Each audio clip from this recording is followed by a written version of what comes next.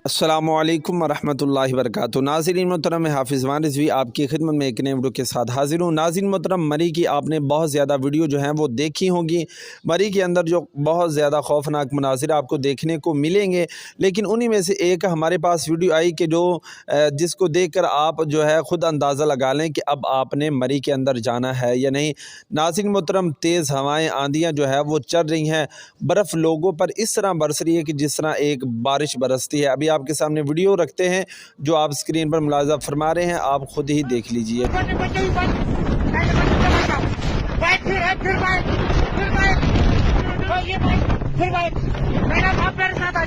आप आ जाओ, इधर आ जाओ। पहले आप बच्चों को निकालते हैं। यहाँ पे बहुत हालात खराब है इस टाइम, आप देख सकते हो कितनी भीड़ है यहाँ पे। चलो पहले बच्चे को बिठाओ, इस बच्चे को भी उठाओ, गोद में उठाओ, जल्दी उठाओ। बच्चों को ले चलो, इनको ले चलो,